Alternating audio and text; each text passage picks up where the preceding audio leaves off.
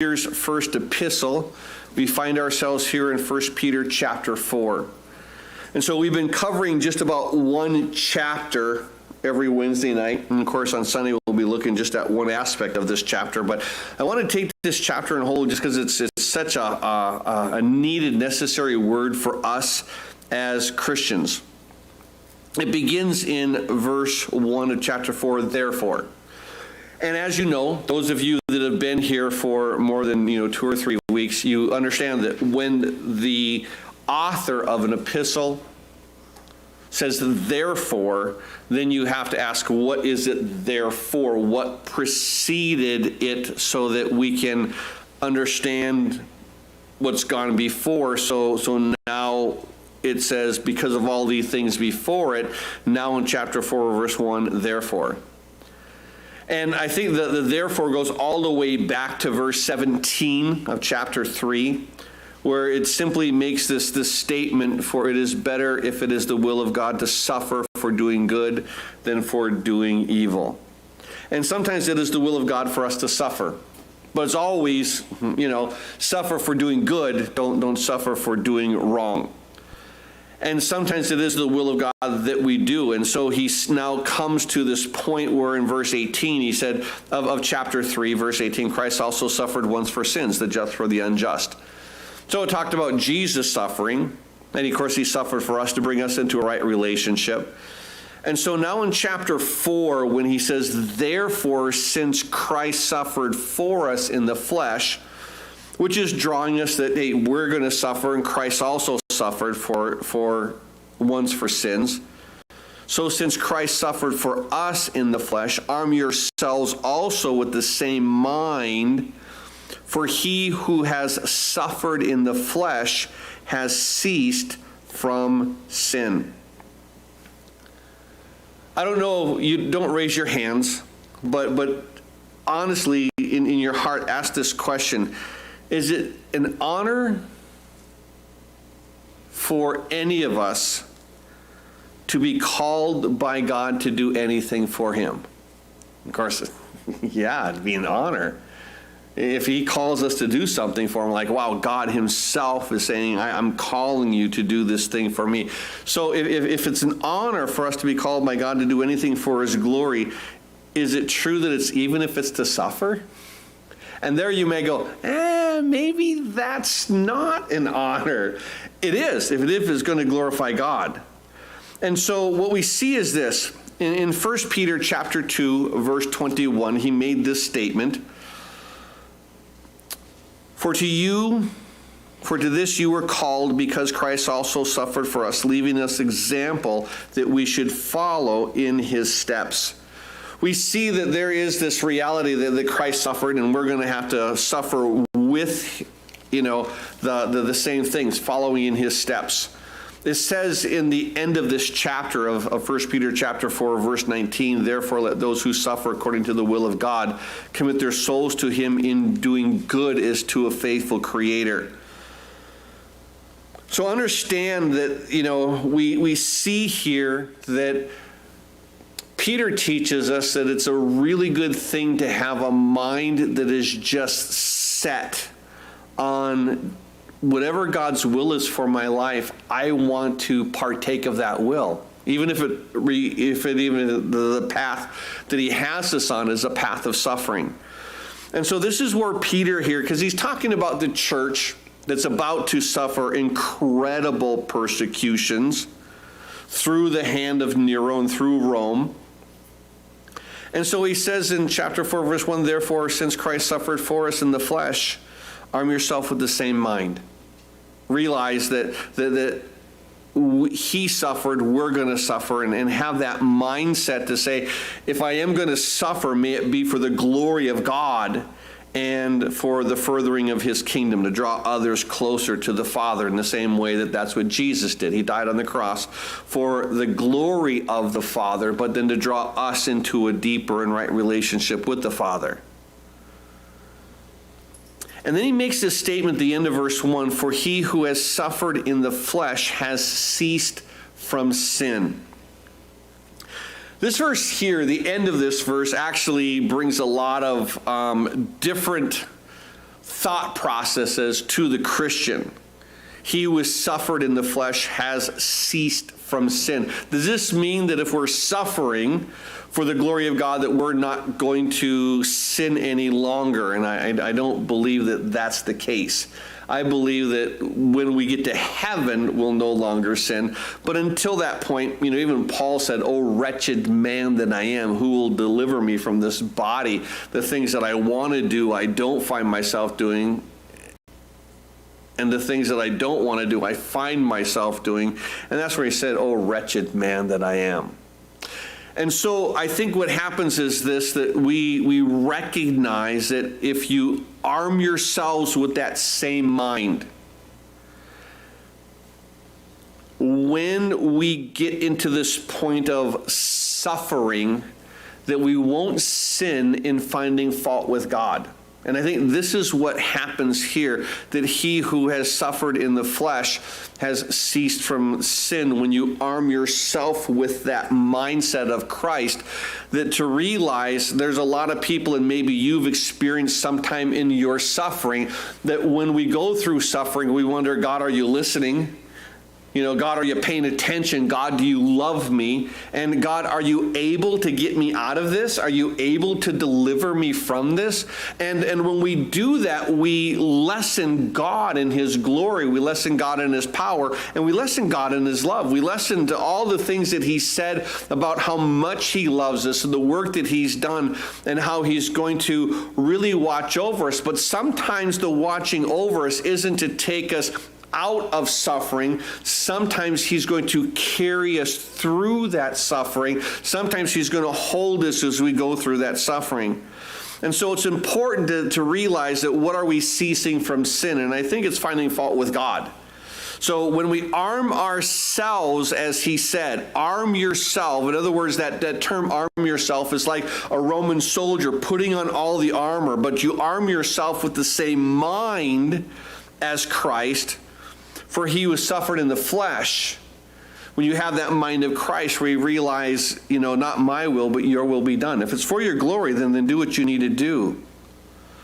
And then he says this, sometimes as we go through that point of suffering, especially when it comes to persecution, we see here, verse 2, that he no longer should live the rest of his time in the flesh for the lust of men, but for the will of God. For we have spent enough of our past lifetime in doing the will of the Gentiles, when we walked in lewdness, lust, drunkenness, revelries, drinking parties, and abominable idolatries. In regard to these, they think it strange that you do not run with them in the flood of dissipation, speaking evil of you. They will give an account to him who's ready to judge the living and the dead. So we see that here he says that, when we go through this, verse 2, that we should no longer live as the rest of his time in the flesh for the lust of men, but for the will of God. In other words, don't live your life in this going after the things of the desires of your flesh, the desires that the world pursues, but we want to spend the rest of the time that we have in the flesh living for the will of God. In other words, I've been crucified with Christ. It is no longer I who live, but Christ who lives in me. And the life that I now live in the flesh, I live by faith in the Son of God who loved me and he gave himself for me, Galatians 2:20. And as we see this, I think it's important to see that we don't live anymore the rest of the time in the flesh as the lust of men, what the world do, but we live for the will of God. For, verse 3, we have spent enough of our past lifetime. In other words, before we came to Christ, we had those times. We had those times of living for our own flesh. Some of us were in these places of lewdness. And I think it's important to recognize what that term lewdness means. A lot of times it's just simply translated lewdness, but there's two other places where it's translated a little bit different. In Peter's second epistle, the same Greek word is used, but he uses it in this way in 2 Peter 2, chapter 2, that many will follow their destructive ways. He calls it destructive ways in 2 Peter 2:2. And he uses the same word in 2 Peter 2:7, where it's translated, and delivered righteous Lot, who was oppressed by their filthy conduct of the wicked. In other words, it's just how we conduct ourselves. And so it talks about lewdness. It talks about here destructive ways. It talks about this way of having filthy conduct. As you think of Sodom and Gomorrah, of course, that's one thing. But it's where your mind is corrupt. And it's not wanting to walk the will of God, but I want to walk in what I think is going to please my body, please my mind. And so he says, be careful, because we have spent enough of our past lifetime, verse 3, in doing the will of the Gentiles. In other words, doing what the Gentiles do. When we walked, past tense, in lewdness, in our lusts, in other words, pursuing the lust of our own flesh, the drunkenness, and then it says revelries. The term is almost holds the point of riotous. Now, I don't know if you've ever been around a bunch of people who had been drinking too much, and all of a sudden their behavior begins to change. And it can change in public, it can change in private, but it's in this point where they call it rivalries. They would call it riotous. In other words, they're basically just drunk and obnoxious. There's a point where Paul, in the book of Romans, says something very similar. Just jot it down if you're a note taker. But he says this in Romans chapter 13, verse 13. Let me simply read it to you. Paul says this, "Let us walk properly as in the day, not in revelry and drunkenness, not in lewdness and lust, and not in strife and envy." So he's talking about the same thing where he talked about this rivalries being in drunkenness. And so he says here, be careful, because we once walked in lewdness, the wicked living, the lust, desiring of our flesh, drunkenness, revelries, the riotous when too many people have had too much to drink, drinking parties. In other words, that we're all getting around, and it's not necessarily where we're just getting around to drink. Keep in mind that there are many times, and I don't know if you've ever had people that you've known that's saying, we're going to have a birthday party for our 2-year-old, and there's a keg out back. Now, I don't know why you would need a keg out back for a 2-year-old, but that's what they're saying, drinking parties. So whenever you get around, you're doing a bunch of other things, but there's a lot of alcohol that is flowing. In other words, you could be at a sporting events and there could be a lot of alcohol flowing. That's what it's talking about here as far as the drinking parties. The term in the Greek would actually mean drinking banquets, where you're all getting together, you're having a great time, it's a celebration time. But within that celebration time, that for whatever reason, the celebrating needs to be enhanced through alcohol. And that's what he's talking about, where you can't just get together and have a great time, but it's now there's drinking, and so we're thinking the drinking is going to enhance it. And then he talks about abominable idolatries, and those are the list.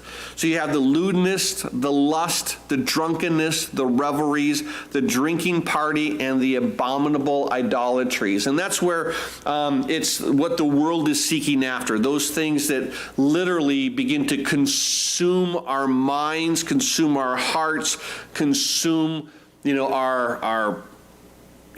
our money. We pour all our money into these things. It's the things that literally have been elevated in their natural position above what they should be. And that's what an idol is. I mean, an idol, we know in the Old Testament, New Testament, they're simply, things of wood, things of clay, things of gold and silver, and sometimes it's wood overlaid with gold and silver. And there were different idols for different things, but keep in mind that those idols, as the New Testament speaks, were all demonic. And the demonic is going to sometimes lead you into certain areas of your flesh. And that's what he's talking about here. So he warns them. He said, don't, you spent, verse 3, enough of our past lifetime doing those things. Why do you want to do it now that you're a Christian? You don't. And he goes on to say in verse 4, now in regard to these, in other words, the will of the Gentiles, all those 6 things that we just got done talking about in verse 3, in regard to these, the will of the Gentiles, they, your old buddies that you were around with, your old friends that you were around with, they think it's strange that you do not run with them in the same flood of dissipation, speaking evil of you. So in other words, when you were, passed out drunk, they go, man, what a great guy. When you would be there, and if you had a family to take care of, and yet you left them to go to the bar, and you would spend your money, what a great guy. But now when you're no longer going to the bar and getting drunk, and you're staying home, and you're loving your wife, and you're taking care of your kids, they go, man, what a jerk. Why is he doing that? He should be here with us having a great time. And it's incredible that what they begin to do is that they begin to speak evil of you because you're not that person anymore. I heard one pastor talk about a person in his church, and I found this intriguing, and I want to share it with you. And he was sharing about a guy who had been coming to his church. And this guy used to simply go and gamble his money away, literally. He would drink and he would gamble and he would lose paycheck after paycheck after paycheck. And eventually he gave his heart to Christ.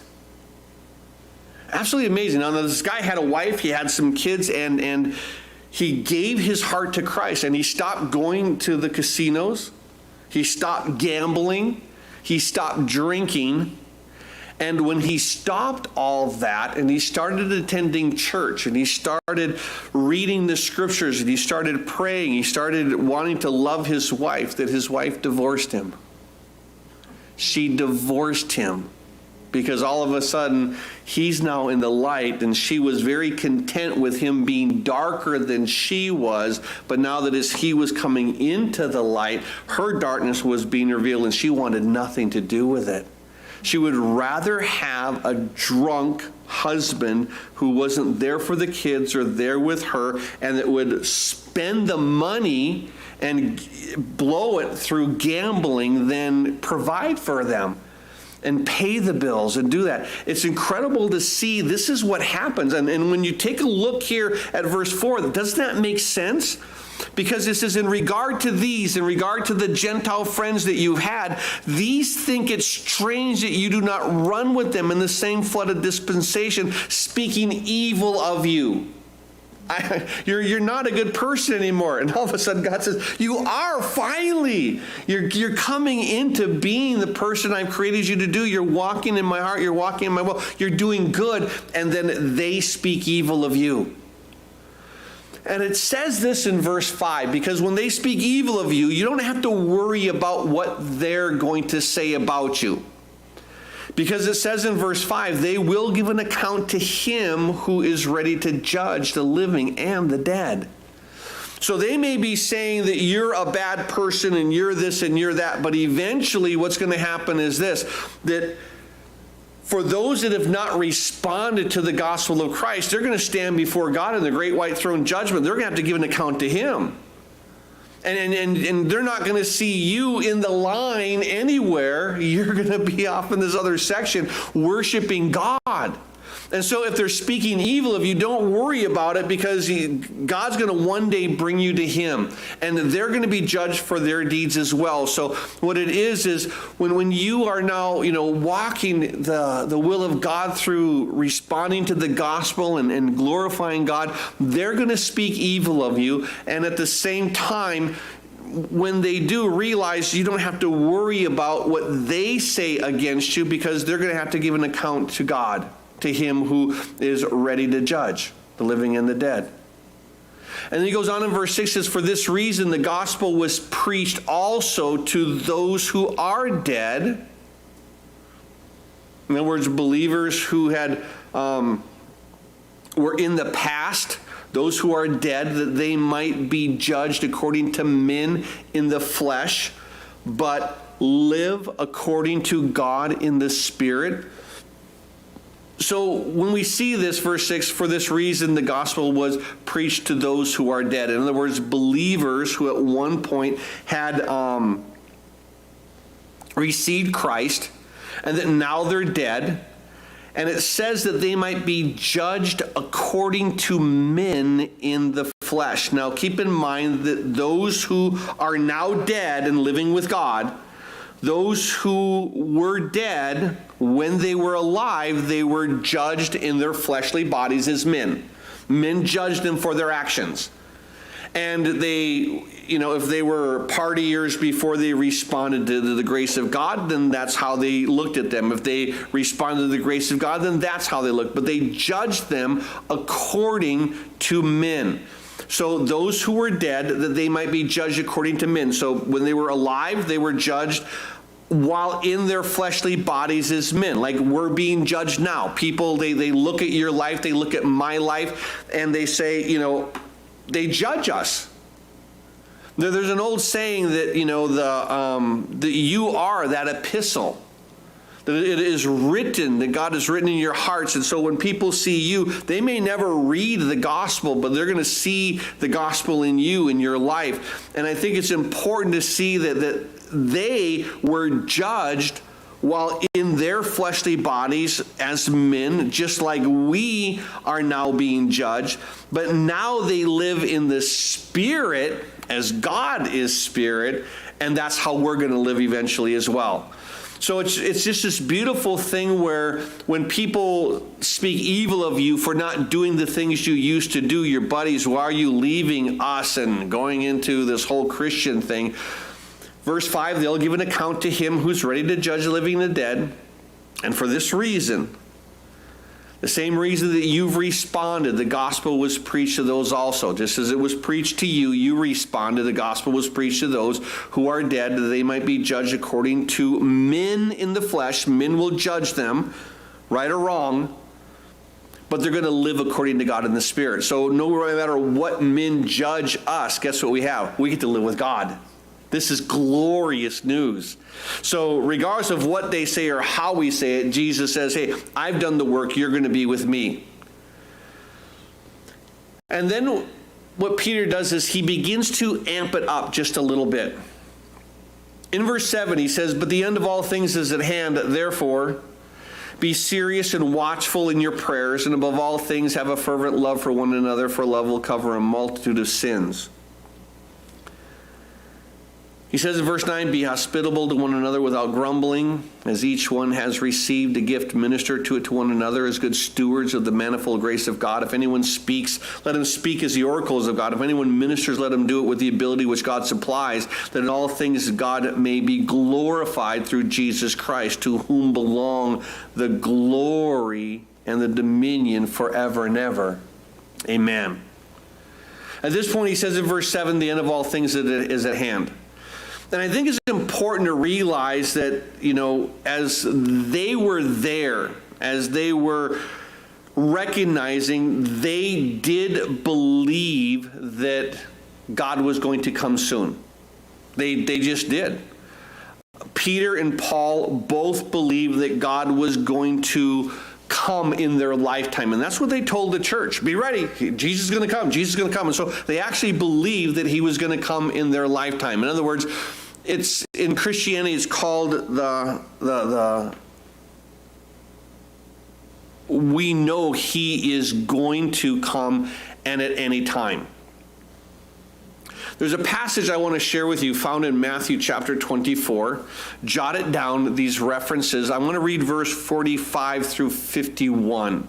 But in Matthew 24, beginning verse 45, this is what he says. Who then is a faithful and wise steward, to whom his master has made ruler over his household, to give them food in due season? Blessed is that servant, verse 46 of Matthew 24, whom his master, when he comes, will find so doing. In other words, he's living a life of expectation that my master could come at any time. And so when his master comes, he's just doing what he's supposed to do. But he says this in verse 47 of Matthew 24, surely I say that he will make him ruler over all his goods.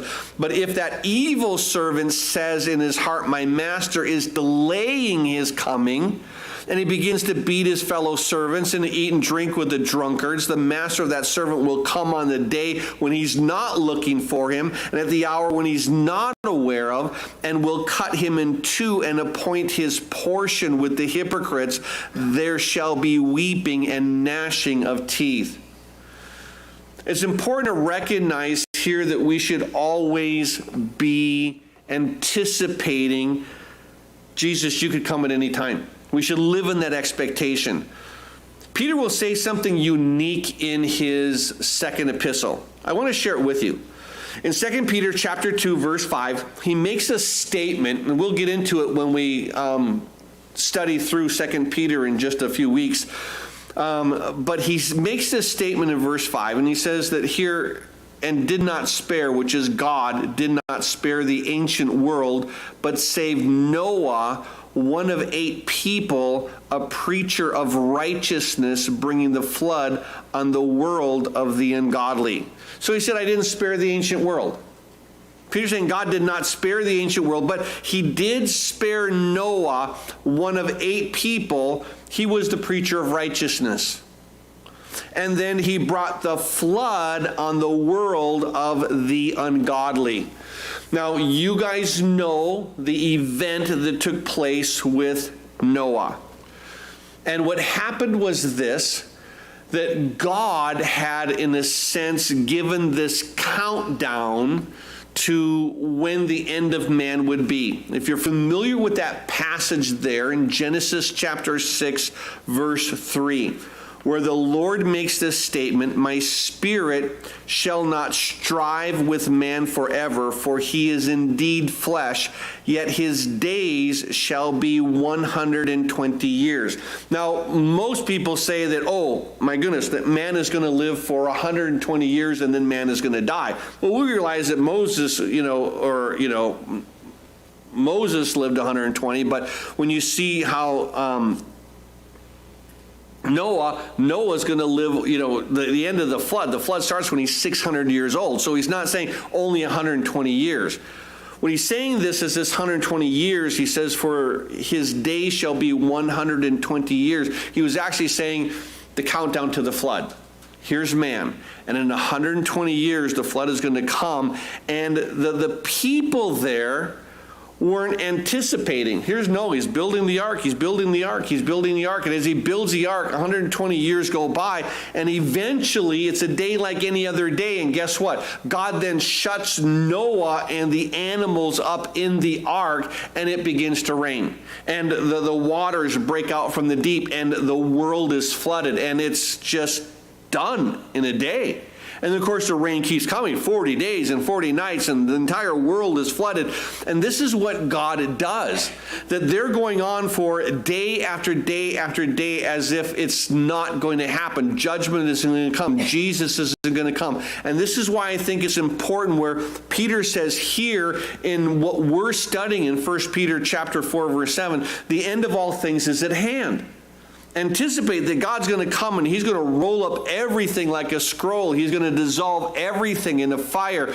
And he says the end of all things is at hand. Therefore, be serious and watchful in your prayers. I love how he's talking about this because he doesn't say be serious and watchful in your works. Do you understand? He says he's saying be serious in your prayers. Be watchful in your prayers.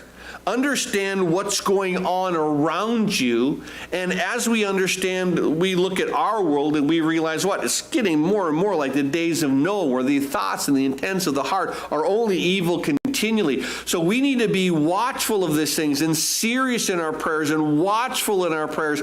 And keep in mind that what the prayers are as we as Christians, we recognize that what Jesus taught us to do, there in Matthew chapter 6, verse 10, where he says, as you know, when they said, teach us to pray, he said, your kingdom come, your will be done on earth as it is in heaven. I want your kingdom to come, and I want to do your will while I'm here. And so he says, you need to be here watchful in your prayers. Prayers are the spiritual preparations to building up, one, walls of security in your own spiritual walk, building up walls of security within the church, and also, and I believe this is where we failed as a church, it should have built up walls of security in our nation, but it doesn't. And it is about really being watchful and building up walls. I want to share with you a passage in Nehemiah chapter 4, just a couple of verses. I want to share the first 9 verses to you. It begins this. Nehemiah chapter 4, but it so happened when Sanballat heard that we were rebuilding the wall that he was furious and very indignant and mocked the Jews. And he spoke before his brethren, the army of Samaria, and says, what are these feeble Jews doing? Will they fortify themselves? Will they offer sacrifices? Will they complete in a day? Will they revive the stones from the heaps of rubbish, stones that are burned? Now, Tobiah, the Ammonite, was beside him, and he said, whatever they build, in other words, this wall, even if a fox goes up on it, now you know a fox is very light and very easy. If a fox goes up on it, he will break down their stone wall. In other words, it's going to be a feeble thing indeed. But Nehemiah does in this verse 4, he says, hear, O our God. He begins to pray. First thing, he begins to pray, hear, O our God, for we are despised. Turn their reproach on their own heads and give them as plunder to the land of the captivity. Do not cover their iniquity. Do not let their sin be blotted out from before you, for they have provoked you to anger before the builders. And then he says this, after they prayed, and he says, just deal with them as you need to deal with them. Verse 6, he said, so we built the wall.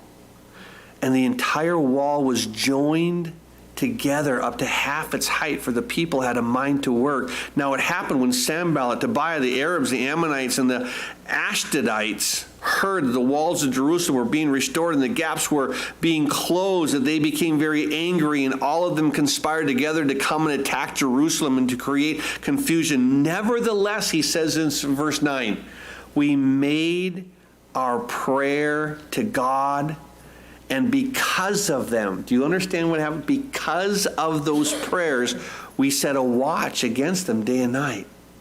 Do you understand how prayers are the guiding force? A long time ago, found a saying, and I pinned it on my bulletin board right next to my desk here in the church. And I wanted it as this thought process that I could constantly remember and be reminded of. And I didn't want to forget it. So I kept it there for years and years and years until it just sunk into my head and sunk into my heart. And it was, the saying was this, that lack of prayer always suggests pride in one's own judgment. And it was an awakening to me. That as I was sitting there, and then I'm sitting at my desk, and God was showing me this and God was showing me that, and I was like, okay, well, how are we going to handle this? How are we going to do this? And some of my first thoughts were, oh, that'll be easy. And then I look over and I see that sign, and it said, lack of prayer always suggests pride in one's own judgments. Like, I really don't know how you want to do it, Lord. And I'd step back, I'd begin to pray and say, God, whatever you want to do, you do. You guide us, you lead us, you do what you have to do. And I love it how there in Nehemiah, that's what began to happen, because we see here that beautiful heart that he had. And as Nehemiah was going through it, he made, again, I want to just read that one last statement to you. He said, nevertheless, we made our prayer to God, and because of them, we set a watch against them day and night. God directed. And that's really what he's saying here. In our passage, in our text in 1 Peter 4:7, but the end of all things is at hand. Therefore, be serious and watchful in your prayers, and above all things, have a fervent love for one another. Now this is incredible. He says, pray, pray, pray, but have a love. He said, because something unique is, he says, because love will cover a multitude of sin. It's incredible to realize that that is a true statement. I want to read to you two passages in the book of Proverbs, and then I just want to share with you a passage in Genesis chapter 9. But in Proverbs 17, verse 9, jot it down. He who covers a transgression seeks love, but he who repeats a matter separates friends. So maybe you know people who repeat matters, but he who covers a transgression. In other words, you know it's happening and you don't spread it. You give it to God. You cover a matter. Well, those who cover transgression seek love. Proverbs chapter 10, verse 12 simply makes the statement, hatred stirs up strife, but love covers all sins. So we find it incredible that over and over Scripture does say that love covers sin. Love covers sins over and over again. Now in the book of Genesis, with Noah, once again, after the flood recedes, there in Genesis 9.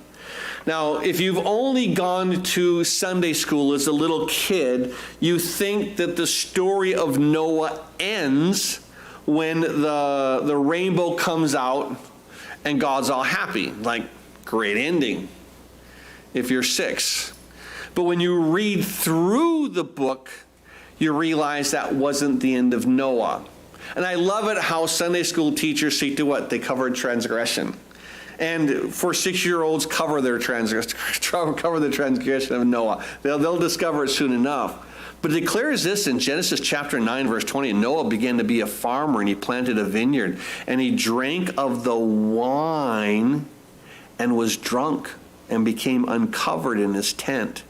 And Ham, the father of Canaan, saw the nakedness of his father, and he told his 2 brothers outside.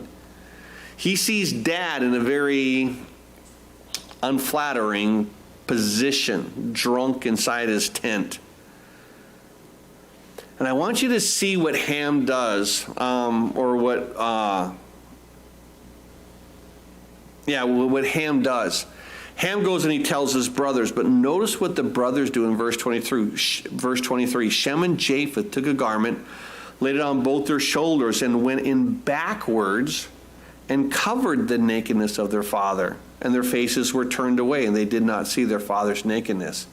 So they simply put a blanket across their shoulders, and they didn't look.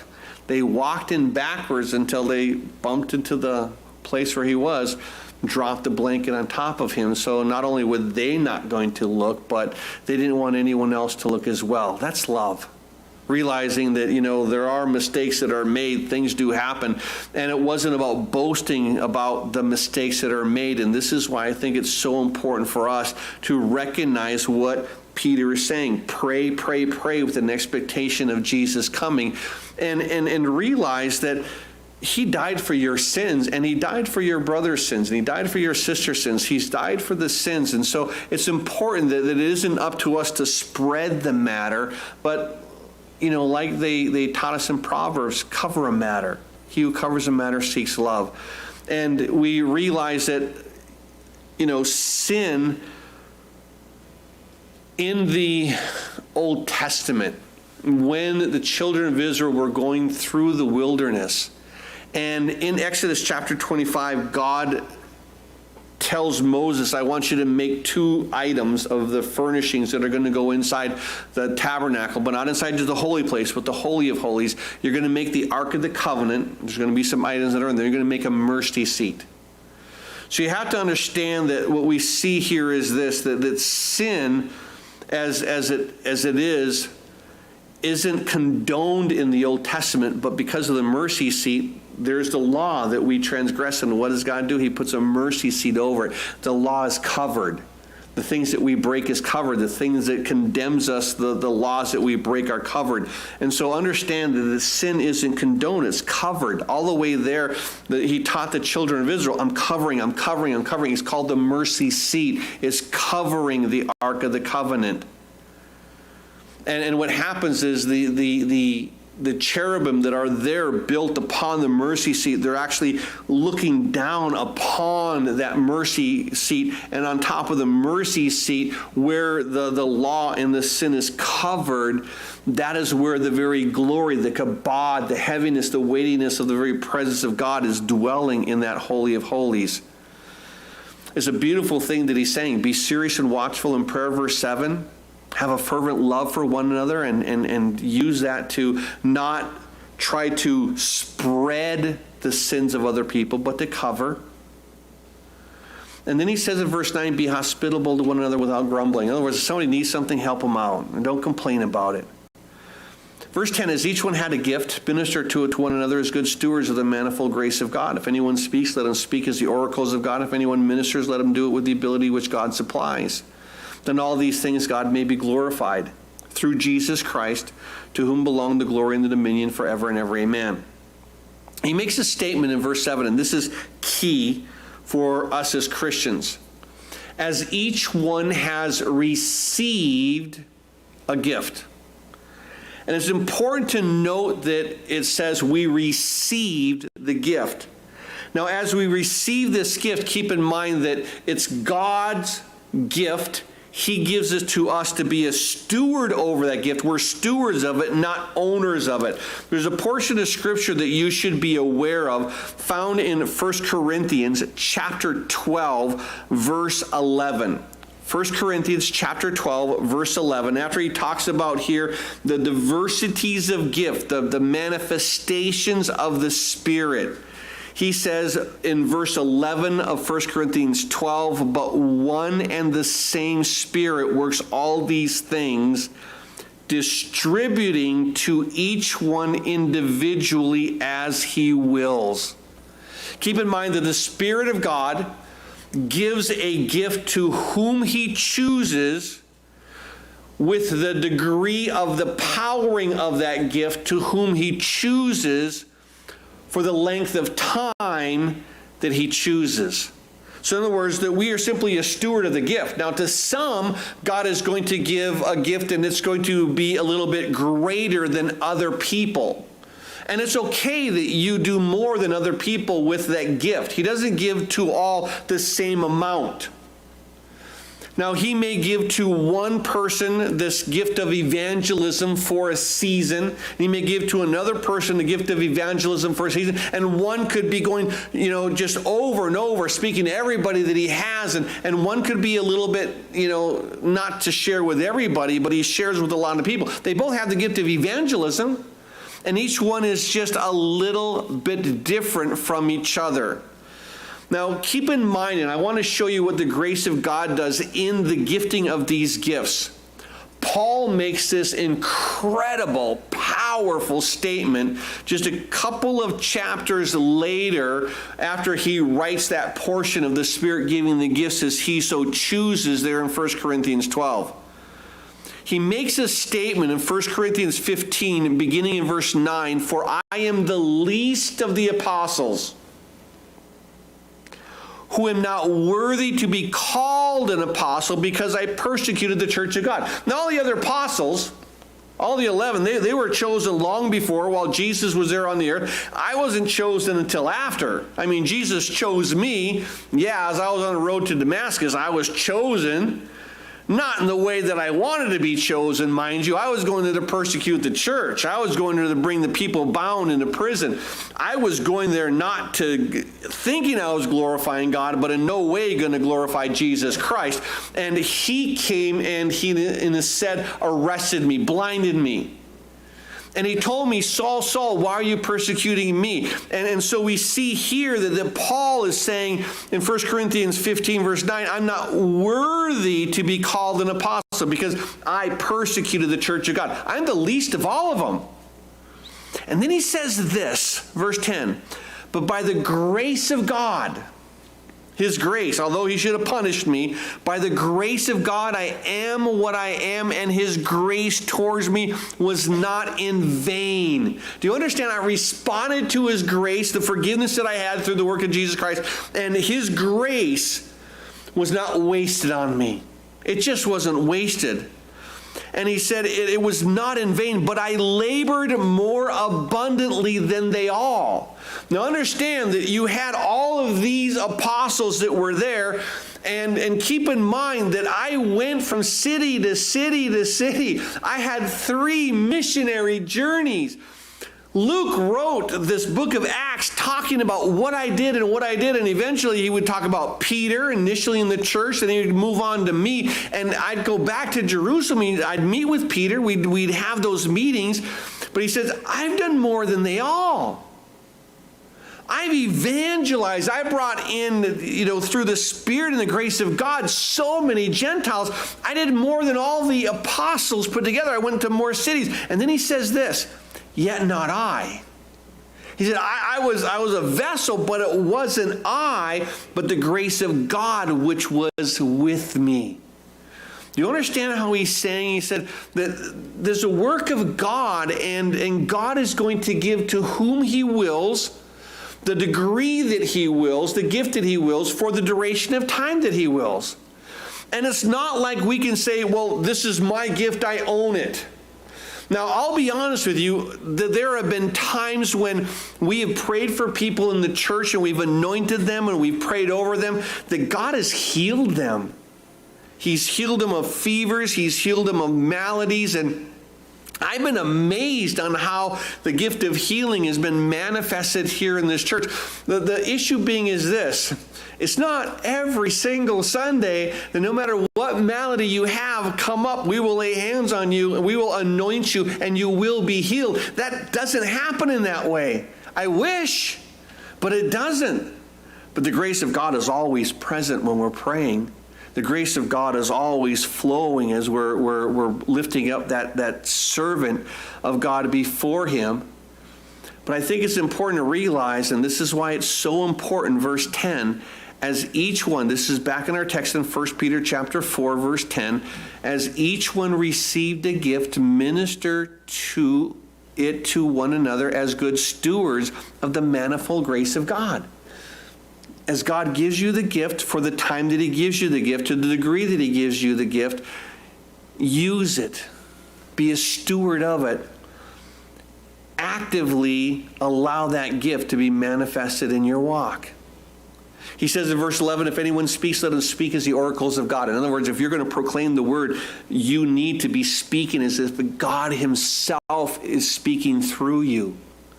You need to have that heart of surrender to God so that when you speak, you're speaking as the oracles of God. The very words of God are coming forth. If anyone ministers, let him do it as with the ability which God supplies. In other words, with the grace that he gives you, the gift that he gives you, do it with what God gives to you. So with the ability that God supplies, that in all things God may be glorified through Jesus Christ, to whom belong the glory and the dominion forever and ever. Amen. There's some people, when you realize that there's needs in the church, you say, hey, can I help out with that need? And there's been people who say, I like to give $5 to whatever that need could be, and I just want to be a part of that. And there's others who could say, is there a need in the church? I want to simply take care of the need in the church. And then what happens is this, is each one, is one any less than the other? And the bottom line is no, absolutely not. And that's why he says in verse 11, if anyone ministers, let him do it with the ability which God supplies. As he's given to you, give it out. Don't hold anything back. To what God gives, pour it out. In all things that God may be glorified through Jesus Christ, to whom belong the glory and the dominion forever and ever. Just express your gift to give God glory. And now he comes to verse 12. And he says these words, beloved. Oh my God, this is an incredible word. You know what beloved means? It means that you are loved by God. Beloved. Now, I love the first word, beloved. I don't really like what follows it. Now, granted, I'm being a little facetious. I wish it would be beloved, think of the blessings. But he says this, beloved, do not think it strange concerning the fiery trial, which is to try you as though some strange thing happened to you. So understand, he says, oh, you who are loved by God, and you expect something nice.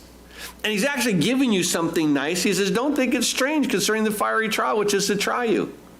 Don't think it's strange when all of a sudden this trial comes upon you. Remember when we were in the first chapter of 1 Peter? I want to read to you verse 6 and 7 one more time, but it says this, in this you greatly rejoice, though now for a little while, if need be, you have been grieved by various trials, that the genuineness of your faith, being much more precious than gold that perishes, though it is tested by fire, may be found to praise, honor, and glory at the revelation of Jesus Christ. So we begin to see that is the reality when it comes to this area of suffering. Don't think it's strange. In John chapter 16, verse 33, it says, these things I have spoken to you, that in me you may have peace. In the world you will have tribulation, but be of good cheer. I've overcome the world. So he says, don't think it's strange when this concerning the fiery trial. And I think sometimes we wonder, it's like, well, what's going on here? Remember what Jesus had said in the 10th chapter of the Gospel of Luke, verse 3. He told the disciples, he says, behold, I send you out as sheep among wolves. Now, in case you're wondering, if you are a sheep in the midst of wolves, don't think it's strange concerning what's about to happen. Don't think it's strange when the wolves start drooling, licking their chops and thinking, yum, I could use a lamb chop right about now. Don't think it's strange concerning that trial. And this is what he says. There's the world that's in enmity with God. They hated God. They're going to hate you, but understand they hated Christ first. Don't think it's strange concerning this fiery trial, which is to try you as though some strange thing has happened to you. Don't think it bizarre when it does. But rejoice, verse 13. To the extent that you partake of Christ's sufferings, that when his glory is revealed, you also may be glad with exceeding joy. Now, what does it mean here, rejoice to the extent that you partake of Christ's sufferings? Why should you rejoice when you partake of his sufferings? There's a passage, I want to share it with you. It's found in the book of Colossians. In Colossians chapter 1, verse 24. Colossians 1, verse 24. It makes this statement, I now rejoice in my sufferings for you, and I fill up in my flesh what is lacking in the afflictions of Christ.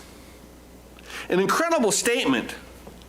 I'm rejoicing in my sufferings for you, and I'm filling up in my flesh what is lacking in the afflictions of Christ.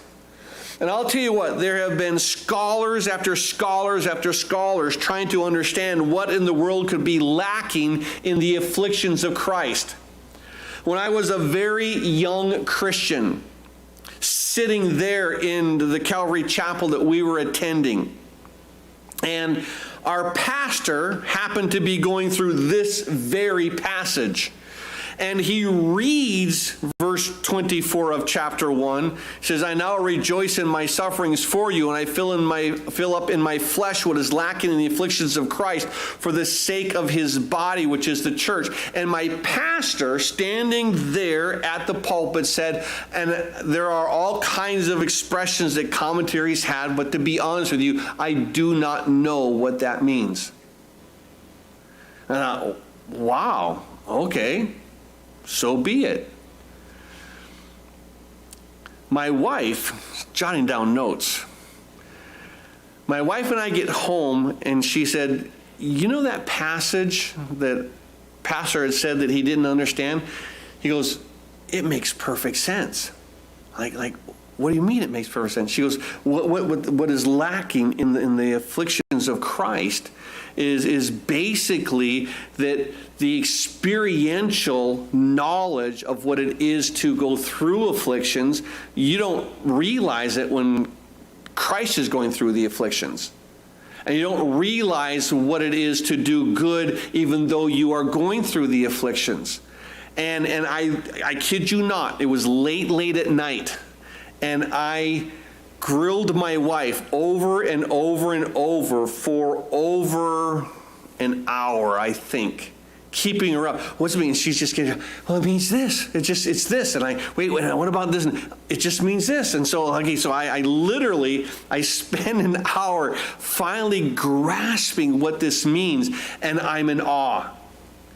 And it was about a year later that something came up, and I was sharing with my wife. I said, you know, that passage that you shared with me about what it meant where we fill up our afflictions was lacking in the filling up on our flesh was lacking the afflictions of Christ. She goes, remember when I grew up? She goes, I don't remember any of that. And it was just something that God had imparted her, that he gave her this perfect knowledge that came from him. I grilled her so I could write it all down, and so that I could now be able to communicate the heart of God. And what he's saying is that there is something that is lacking in the afflictions of Christ, and it's my experiential knowledge. And to say that even with these afflictions, can I still walk with God? Can I still do the things? And just by seeing Christ going through the afflictions doesn't mean that I can experience it, that I have knowledge of what it is.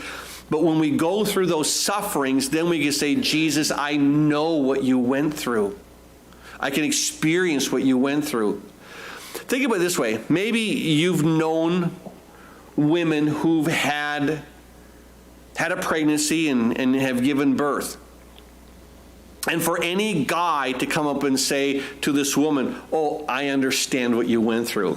Women are like, oh, no, you don't. You don't have a clue. Oh, no, I know what you went through. No, you don't. Now, for a woman who's had that pregnancy and has given birth, she can go to her daughters and say, I understand what you're going through. Why? Because she went through it. Experiential knowledge. And going through it, you really have an idea. Now I really know what you mean. And so, for a guy to say, I know the thing, you have no idea, nor will you ever know what that is to have go through the pain of childbirth. And yet, when the baby's born, to have that incredible joy. Say, wow, I have a baby now. But this is what he's saying here in verse 11, 1 Peter chapter 4. Or verse 12, he said, beloved, do not think it strange concerning the fire trial which has happened as though some strange thing has happened. But rejoice, verse 13, to the extent that you partake of Christ's sufferings, that when his glory is revealed, that you may be glad with exceeding joy, that when you begin to see you're glorified through this, you go, I understand now why. I understand why you're receiving this glory. I understand what you went through. I fully recognize what you've done. And so rejoice to the extent that you partake of his sufferings, that when his glory is revealed, you may be glad with exceeding joy. And if you're reproached, verse 14, for the name of Christ, blessed are you. Don't worry about it. For the Spirit of the glory of God rests upon you. So if you are being reproached in the name of Christ, he said his Spirit is going to rest upon you, to be placed upon you. And what happens is this. He says, blessed are you, for the Spirit of glory and God rest upon you. And on their part, because you're a Christian, he's being blasphemed, not you. But on your part, he's being glorified. So when they reproach you because you're a Christian, understand, they're really not sinning against you. They're blaspheming God, because God has given his Son, and we've simply received his work. And so when they're ridiculing you, understand they're really blaspheming God. But as you are getting the ridicule, you're actually glorifying God. So do you understand that what happens is this? People say that I'm rubber, you're glue, it bounces off of me and it sticks to you. You've ever heard of that thing? Well, what happens is when their words come, it bounces off of you and it goes to God. And what you do in receiving it actually leaves you and goes to God. Because when they're blaspheming you, when they're ridiculing you, it blasphemes God. And when you are being ridiculed, it glorifies God.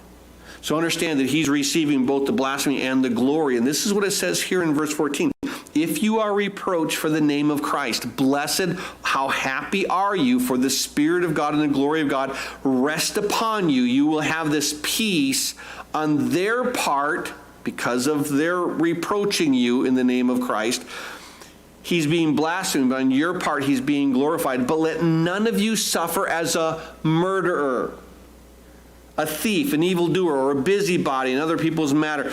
Don't suffer for doing sin. So if you are sinning and you suffer, he says that then God isn't glorified in that. Only as you reproach the name of Christ. He says, so don't suffer as an evildoer, yet, verse 16, if anyone suffers as a Christian, let him not be ashamed. Don't be ashamed if someone says, oh, you're one of those Jesus people. As a matter of fact, yes, I am. And it's one of those things where you recognize that when they are blaspheming and you feel that suffering as a Christian, don't be ashamed because God is being glorified.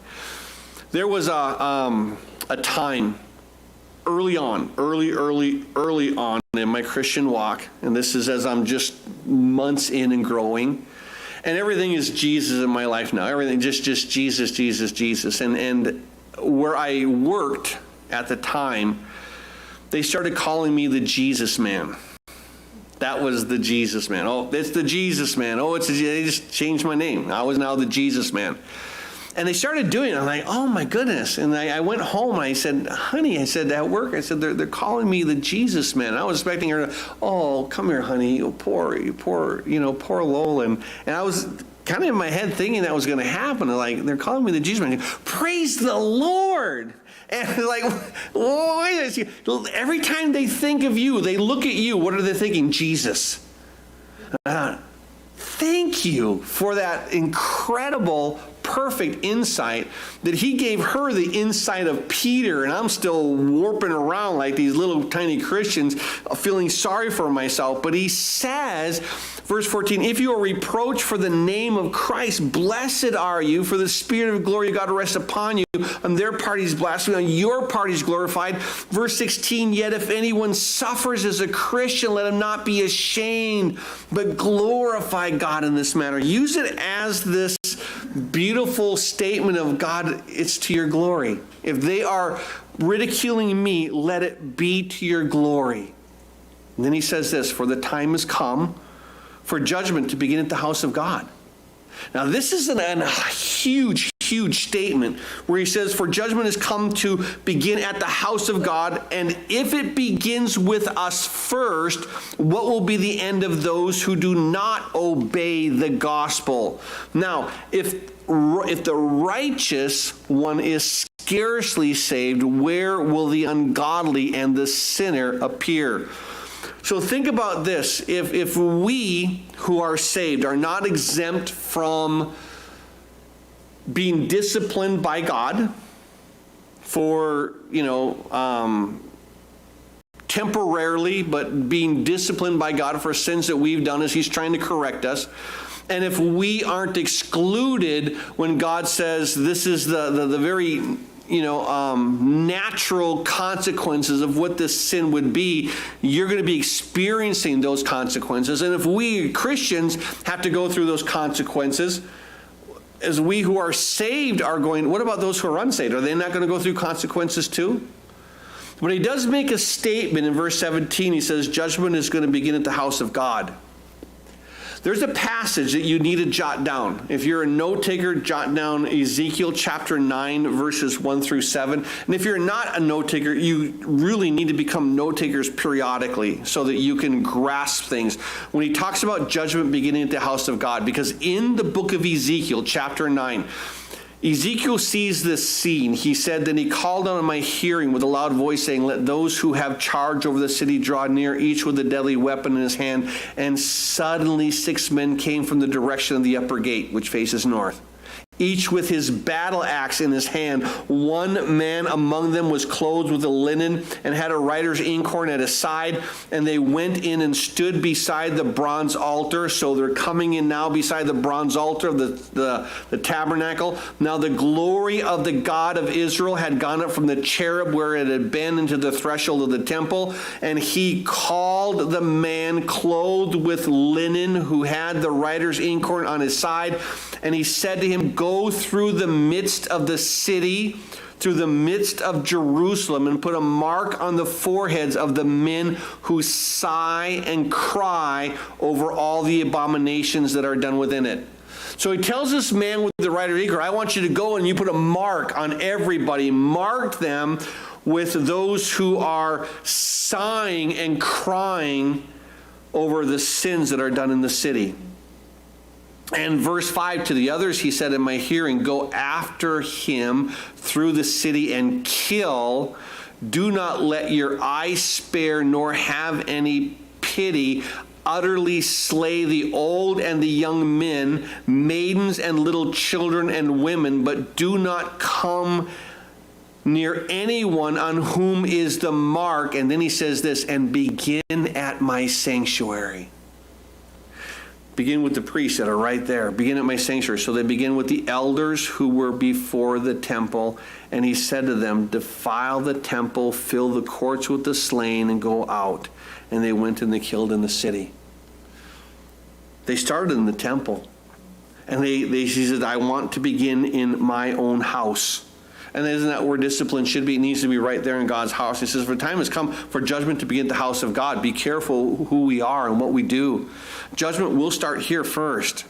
And it begins with us first. And if it begins with us, then and he disciplines us who are saved, what about the unsaved? He's going to really discipline them. And so he says in verse 19, "Therefore let those who suffer according to the will of God commit their souls to him in doing good as to a faithful Creator."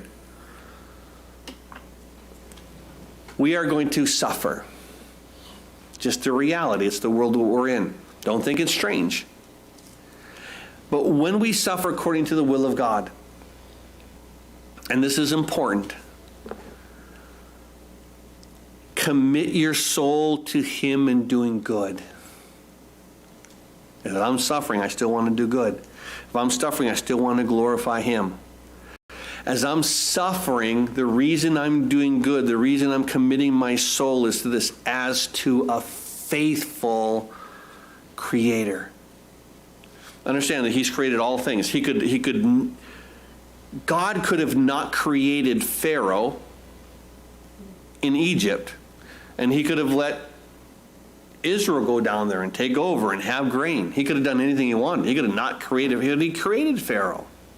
He could have not created, the Amorites and the Hittites. He could have, not done that.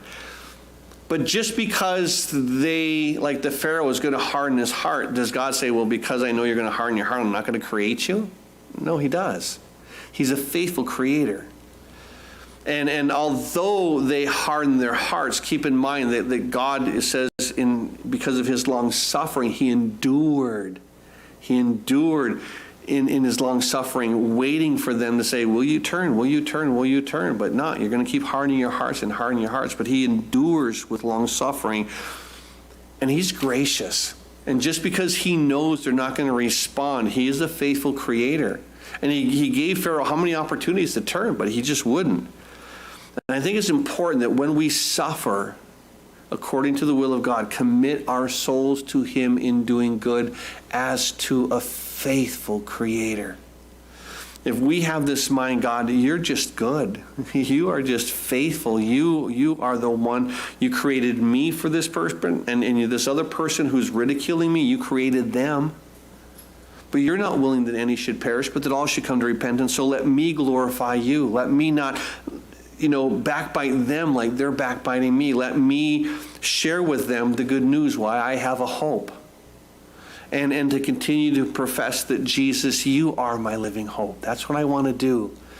And I think it's important for us because just keep in mind that if you haven't experienced suffering yet, you will. Suffering cyclical. You're going to experience somewhere down the line. You're either going to experience it through what you're going through spiritually. You may be going through it physically. You may be going through it financially. You may be going through it emotionally. But if you're not suffering now, you're going to be soon. And I think it's important to really grab this message to realize that, okay, Lord, as you suffered for us, we realize that we're going to suffer as well. And as you would tell the Father, not my will, but your will be done, that's what I want to do. And he goes through this cross as an act of worship. And we want to go through our suffering as an act of worship, saying, God, hold me, carry me, do what you have to do, but I'm still going to worship you. I'm still going to exalt you because you are the faithful Creator. Amen? Father, I do thank you for this chapter. So much in here, Lord, so much that we need to grasp, especially in this day and age. We do pray, Lord, that as we continue to study through this incredible epistle, that you would teach us, Lord, not to think it's strange if a trial is starting to happen or if a trial is amping up in its severity. But know, the Lord, that you're still with us. And that you want us to walk in such a way that we know that you are a faithful God, that you're a good God. We may not understand the whys that we're going through these trials, but we understand that you're good. And that you and your goodness, you're only allowing as much as is needed to teach us the lesson. You're not going to amp up on it, not if we can get it through a little. You're gracious, you're good, you're loving. And even though we can't understand what's going through these trials, may we never doubt those truths, the things that you've revealed about yourself, that you are a loving Creator. You are good and you're faithful. Help us to lean on those truths, even without the knowledge of why we're going through it. Let's lean on what we do know, not on what we don't. And we know what you said about yourself, and we believe it. So we just want to stay here and be recipients of your grace. Pour it out. Let us walk, we ask in Jesus' name. And all the saints of God said,